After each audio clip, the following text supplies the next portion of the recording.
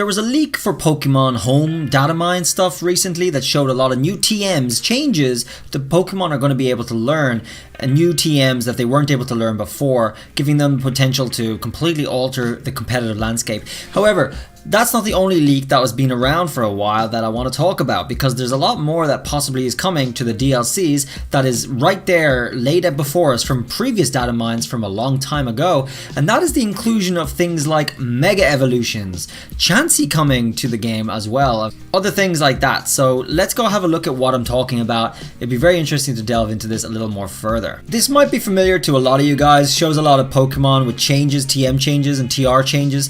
Including TRs is very important because TRs are only existing in our current game, in the Gen 8. This is Gen 8. So as you can see, there's quite a lot of new moves, a lot of changes for a lot of different Pokemon. It goes all the way down here. These are all TMs and stuff and TRs that they can learn, which was data mined. So here's the lists that actually were compiled from the data mine, and it showed us things that we can actually now use, such as Blastoise getting Shell Smash, which is in Sword and Shield. So a lot of these move changes are for Pokemon in Sword and Shield, which is kind of really important, because it also shows changes for other Pokemon that are not in Sword and Shield, like Chansey, and other Pokemon too, like Skarmory. So these Pokemon are expected to possibly be coming in the DLCs. Possibly, okay?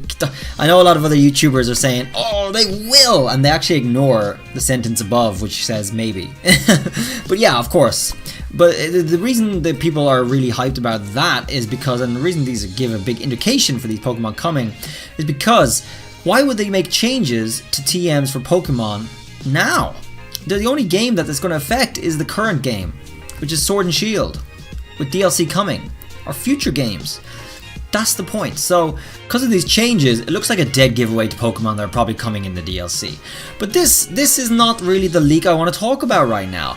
It's actually this one. This is a list of items by index number, which was data mined a long time ago, for Generation 8.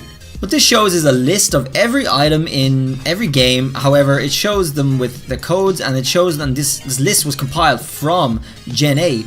So there's a lot of interesting items. All these items down here are Gen 8 only items too. These are all the den pieces, the pieces that spawn a Pokemon in a raid that you use in the Haunted Tower. Yeah, if that's what you were wondering, that tower in the Ghost area, in the Wild area, is actually for these. And these are all unreleased ones. There's like 300 of them or something that are unreleased. When you pre-order the game, you were able to get a couple that were released, which was like Tyranitar and the other fighting dragon, Kimono Dragon or whatever it is.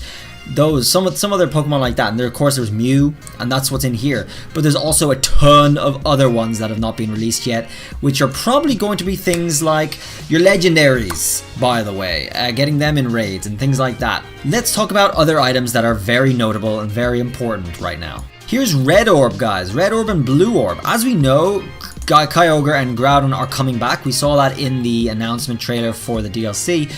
It's very likely that these are coming back too. And here's the codes for them as well. The Mega Stones are also programmed in the game, guys. It's very possible that sometime in the future with the DLCs, it could be the first DLC, it could be the second DLC, might start seeing the unreleasing of some Mega Pokemon again with these items, which would be very interesting, very changing dynamic with the Dynamax. My guess is you're not going to be able to do both at the same time. So we'll see how that goes. It might have an effect where if you Dynamax a Mega Evolved Pokemon, the item is no longer valid. Sort of like with the Choice Scarf at the moment. The item just doesn't work. It doesn't happen. And that might be a similar situation to this. Might end up cancelling your Mega Evolution. That would be my guess. However, it's very interesting to see that these are programmed into the game as well. There's Lucky Punch, guys, which is another piece of evidence that must suggest that Chansey is coming back, and that is a very important Pokemon for competitive because we know it's a major special defense wall and very useful. However, there's other things as well. Thick Club, which might mean Cubone as well, so we're gonna have to see. We're gonna have to wait and see for these very interesting things. Twisted Spoon, guys, you know it, you know it. There's also been changes to Alakazam. He gets Nasty Plot now. Yeah, so Another one that's going to hype you guys up as well are the plates for the Arceus. Very possible that we'll be able to get Arceus somewhere in the future. We're getting tons of legendaries, and we're going to get the plates to go with them too. That'll be very nice as well. Sort of reminds, well, we already can get a type changing legendary or mythical in the Battle Tower, as you guys know already. Type null, you can get that, so there is that, and we might get Arceus as well.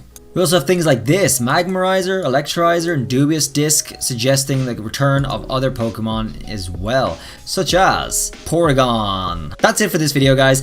Just checking out some old data mines that will show us some more evidence that coincide with new data mines and leaks that are going to suggest that different Pokemon are coming in the DLCs. We can look forward to all of these, I'd say. There might be a lot going on with these DLCs, going to keep the game fresh. So far, they've been doing a very good game, keeping the game active and fresh by releasing some events. And I mean, it's quite surprised, pleasantly surprised with that. So good job on that front.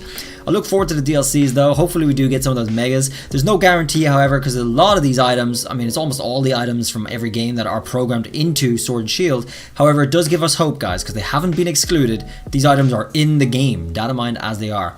That doesn't mean all those items are going to be making an appearance in the future. It doesn't mean that, but it is hope. It is hope. Let's wait and see, guys.